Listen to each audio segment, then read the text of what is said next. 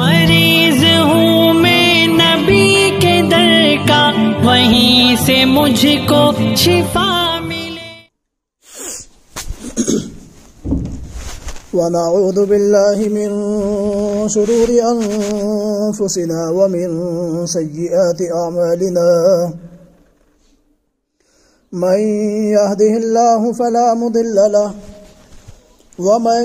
يضلل فلا هادي له، ونشهد أن لا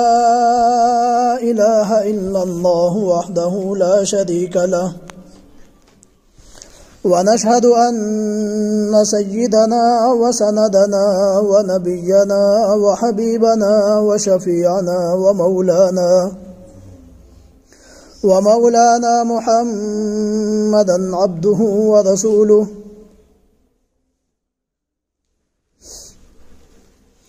وقال النبي صلى الله عليه وسلم: اللهم بارك لنا في رجب وشعبان وبلغنا رمضان. وقال النبي صلى الله عليه وسلم: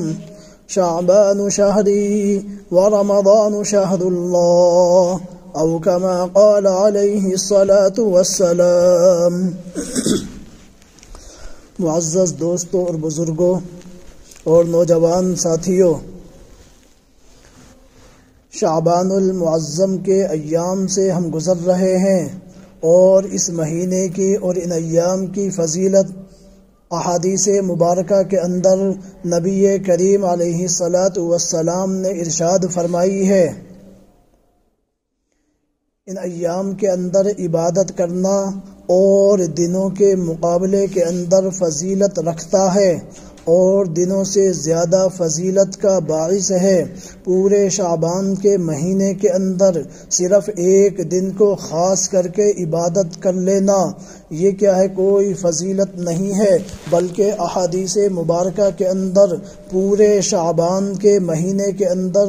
عبادت کرنے کی فضیلت ثابت ہے۔ نبی کریم علیہ الصلاۃ والسلام کا معمول بھی تھا،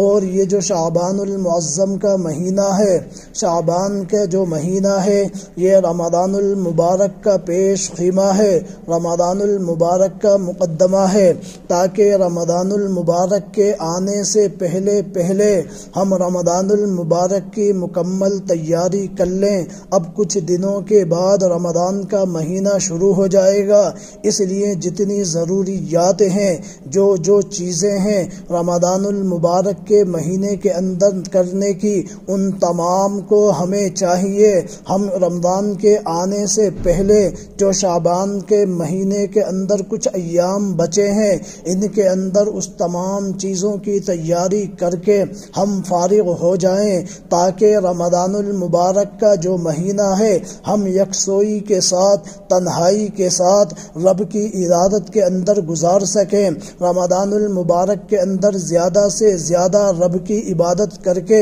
اجر و ثواب حاصل کر سکیں۔ اس لیے رمضان المبارک کے مہینے سے پہلے جو شعبان کا مہینہ ہے، یہ رمضان کی تیاری کا مہینہ ہے۔ نبی کریم علیہ الصلاۃ والسلام کا معمول کیا تھا؟ جب آپ شعبان کے چاند کو دیکھتے تھے تو اللہ کے نبی علیہ الصلاۃ والسلام یہ دعا فرمایا کرتے تھے: اللہم بارک لنا فی رجب و شعبان وبلغنا رمضان۔ اے اللہ، رجب کے مہینے کے اندر بھی برکت عطا فرمائیے، شعبان کے مہینے کے اندر بھی برکت عطا فرمائیے، وبلغنا رمضان، اور ہماری زندگی کو، ہماری عمر کو، اور ہماری کیا ہے،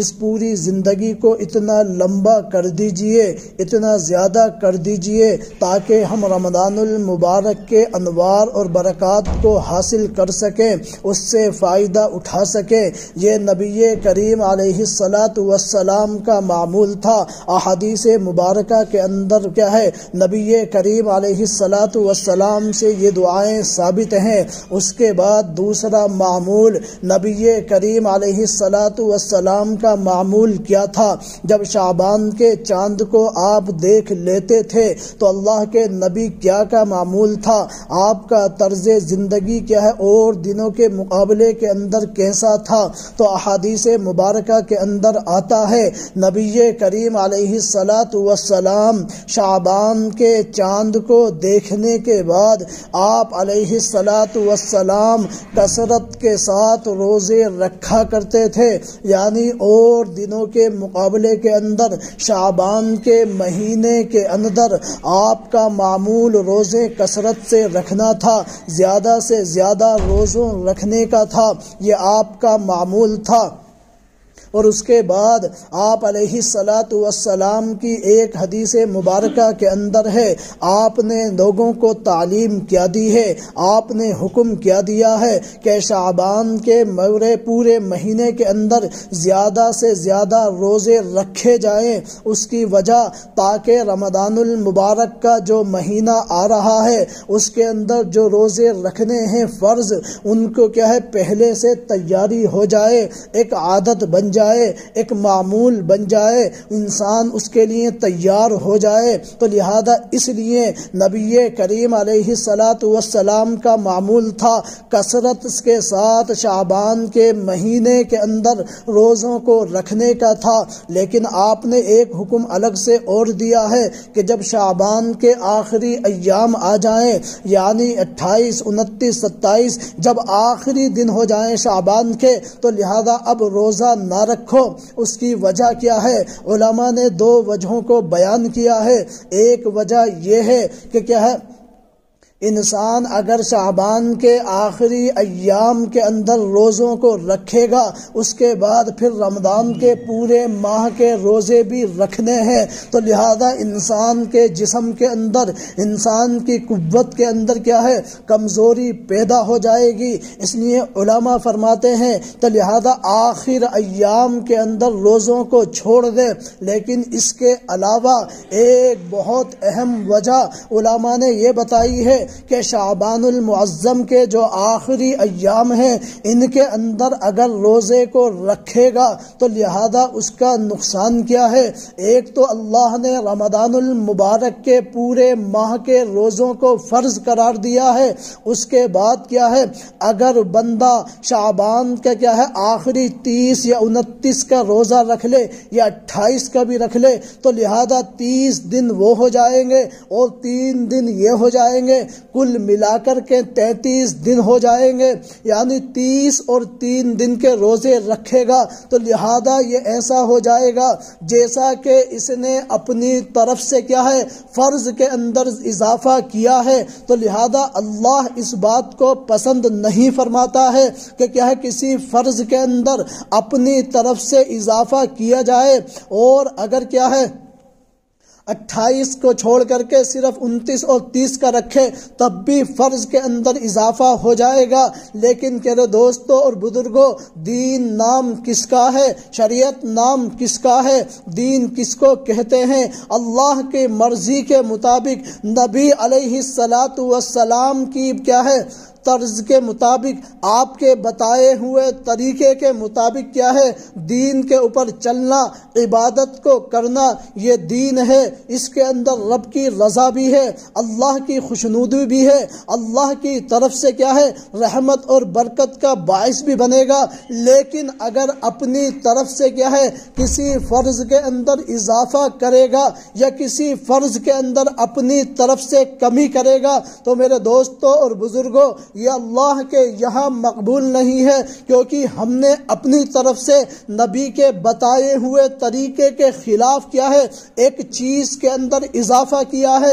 اس لیے ایسی عبادتیں رب کو مقبول نہیں ہے۔ اس کے علاوہ نبی علیہ السلام نے کیا ہے شعبان کی فضیلتوں کو بیان کرتے ہوئے، رمضان کی فضیلتوں کو بیان کرتے ہوئے آپ لوگوں نے بھی سنا ہوگا کہ جب سحری کی جاتی جاتی ہے۔ تو لہذا کیا ہے، سحری کے اندر یہ ہے، عام طور سے نبی علیہ الصلاۃ والسلام کا حکم یہ ہے کہ اس کو آخر وقت تک کھایا جائے جب تک کہ صبح صادق نہ ہو، اور پھر کیا ہے، صبح صادق ہو جائے فوراً کھانے پینے کے معمول کو ترک کر دیا جائے، اس کو چھوڑ دیا جائے۔ یہ نبی علیہ الصلاۃ والسلام کی تعلیم ہے، لیکن ہمارا معمول یہ ہے، ہمارا طرز یہ ہے، ہم کیا کرتے ہیں، ہم افطار کے اندر زیادہ کھا لیتے ہیں، اس کے بعد سحری کو ہم ترک کر دیتے ہیں، 12-1 بجے تھوڑا بہت کھا کر کے ہم چھٹی کر دیتے ہیں۔ تو لہذا یہ طریقہ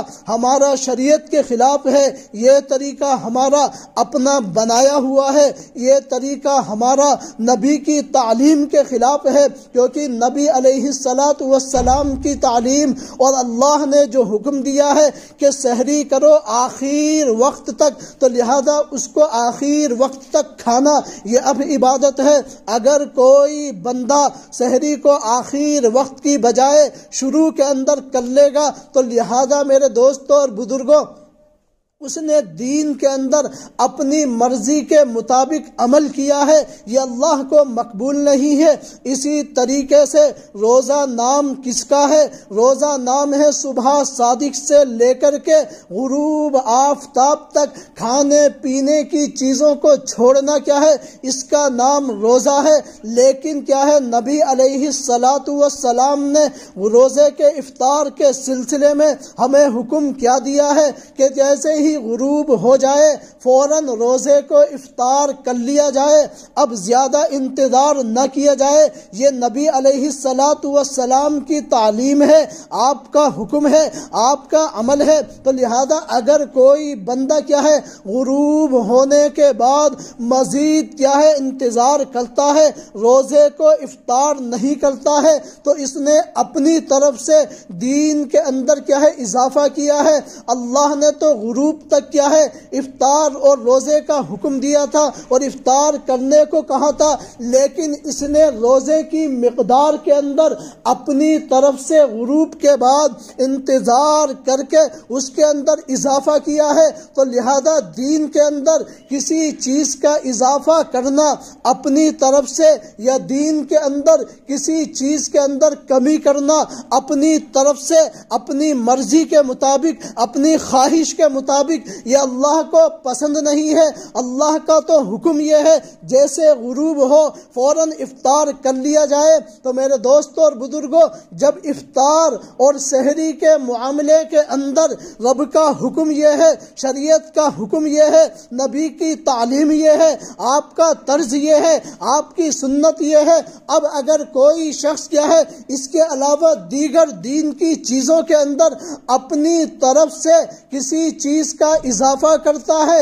یا اپنی طرف سے کسی دین کے معاملے کے اندر کیا ہے اپنی طرف سے کمی کرتا ہے، تو لہذا اس کے اندر بھی اللہ رب العزت والجلال اس کو بالکل پسند نہیں فرماتا ہے۔ یہ شعبان المعظم کے مہینے کی فضیلتیں ہیں کہ شعبان کا مہینہ جو کہ رمضان کی تیاری کا مہینہ ہے، رمضان کا مقدمہ ہے، رمضان کا پیش خیمہ ہے، تو لہذا اس کے اندر کثرت سے عبادت کی جائے تاکہ رمضان المبارک کے اندر، اس ماہ کے اندر عبادت کرنے کے اندر ہمیں کسی قسم کی کیا ہے پریشانی اور تکلیف کا باعث نہ ہو۔ تو لہذا جب جسم پہلے سے تیار ہو جائے گا تو رمضان المبارک کے روزے رکھنے، عبادت کرنے، تلاوت کرنے، ذکر و اذکار کرنے کے اندر ہمیں مزید آسانی اور سہل پیدا ہو جائے گا۔ تو لہذا اس لیے نبی علیہ الصلاۃ والسلام نے یہ حکم دیا ہے، اور ام المؤمنین عائشہ صدیقہ رضی اللہ تعالی عنہا کا معمول کیا تھا، حدیث مبارکہ کے اندر موجود ہے۔ ام المؤمنین عائشہ صدیقہ رضی اللہ تعالی عنہا ارشاد فرماتی ہیں کہ رمضان المبارک کے روزے اگر میرے چھوٹ جاتے تھے جسمانی بیماری کی وجہ سے، یہ جسمانی تکلیف کی وجہ سے، تو لہذا کیا ہے میں ان روزوں کی جو قضا کیا کرتی تھی وہ رمضان المبارک کے مہینے کے روزوں کی جو قضا ہے پورے سال کے اندر صرف شعبان کے مہینے کے اندر ان روزوں کی قضا کیا کرتی تھی۔ اس کی وجہ یہ تھی کہ ایک تو یہ ایام فضیلت والے ہیں، دوسرے اس لیے کہ آپ علیہ السلام ان ایام کے اندر کثرت کے ساتھ روزے رکھا کرتے تھے، تو لہذا آپ علیہ السلام بھی کیا ہے روزوں سے ہوا کرتے تھے، اور میں بھی ان ایام کی قضا کیا ہے انہی ایام کے اندر کیا کرتی تھی، تو لہذا اس لیے کیا ہے مجھے کوئی تکلیف کوئی پریشانی نہیں ہوا کرتی تھی۔ یہ شعبان المعظم کے مہینے کی فضیلتیں ہیں، لیکن ہمارا معمول یہ ہے ہم کیا ہے شعبان المعظم کے مہینے کے اندر اتنی فضیلت والے اتنی برکت والے یہ ایام چل رہے ہیں جن سے ہم گزر رہے ہیں، لیکن ہمارا معمول بالکل غفلت کا ہے۔ اس کی وجہ یہ ہے ہم دین سے دور ہیں، دین سے دوری ہے، علماء سے دوری ہے، اس لیے ہمیں قدر نہیں ہے کہ ان ایام کی فضیلت کیا ہے۔ نبی علیہ السلام تو کیا ہے رجب کے چاند کو دیکھنے کے بعد رمضان المبارک کے مہینے کے لیے کیا ہے اور کیا ہے شعبان کے اندر برکت کو رجب سے مانگنا شروع کر دیتے تھے۔ اللہم بارک لنا فی رجب، اے اللہ رجب کے مہینے کے اندر بھی برکت عطا فرما،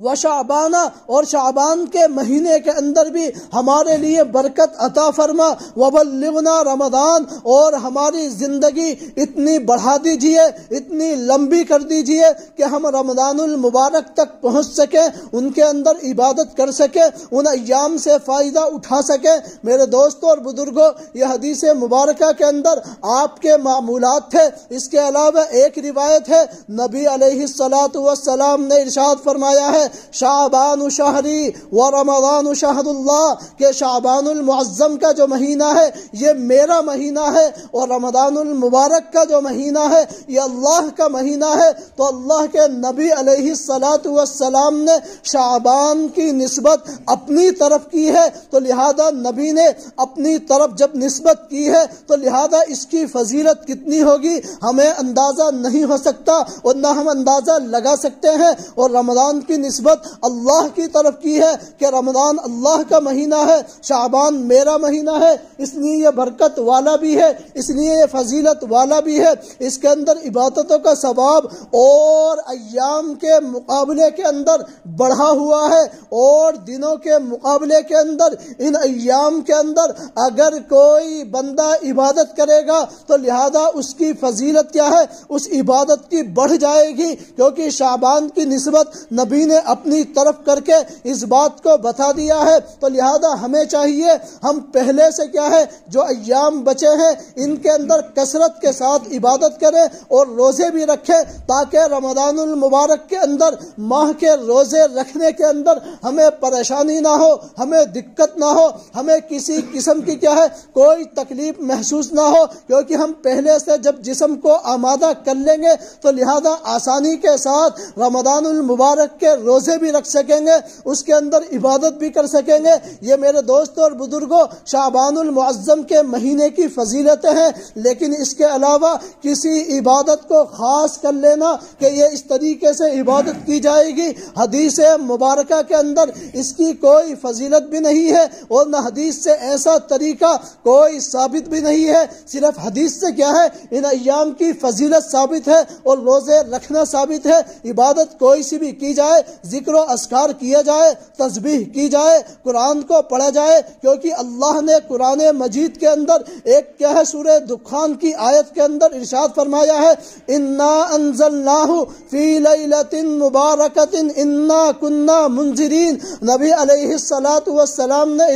اللہ نے ارشاد فرمایا ہے کہ ہم نے قرآن کو کیا ہے لیلۃ المبارکہ کے اندر نازل فرمایا ہے۔ اب اس کے اندر اختلاف ہے کہ لیلۃ المبارکہ मुबारका आया शाबान के महीने के अंदर क्या है 15वीं शब को कहते हैं, ये शब कदर को कहते हैं। लेकिन क्या है वाज़ेह और मजबूत और कभी और सही तरीन कौल ये है कि लैलतुल मुबारका से जो मुराद है वो शब कदर ही है, शब बरात नहीं है, क्योंकि कुरान का नुज़ूल दूसरी आयत मुबारका से साबित है। अल्लाह ने रमज़ान के अंदर नाजिल किया है और अहादीस मुबारका के अंदर है जितनी आसमानी किताबें नाजिल हुई है, जितने सहीफे नाजिल हुए हैं वो तमाम के तमाम क्या है रमज़ानुल मुबारक के महीने के अंदर नाजिल किए गए हैं। इसलिए कुरान भी क्या है रमज़ान के अंदर नाजिल किया गया है। लेकिन मरजूह कौल है, ज़ईफ कौल है, गैर कवी है, गैर सही है। एक क्या है बाज़ लोगों का कौल है कि इससे मुराद क्या है शब बरात है, यानी 15वीं शाबान की रात है कि इसके अंदर कुरान को नाजिल किया है, इसलिए इसकी फजीलत बढ़ जाती है। तो मेरे दोस्तों और बुजुर्गों जो बातें कही गई हैं अल्लाह पहले मुझे अमल की तौफीक अता फरमाए और आप सबको भी अमल की तौफीक अता फरमाए। रमज़ानुल मुबारक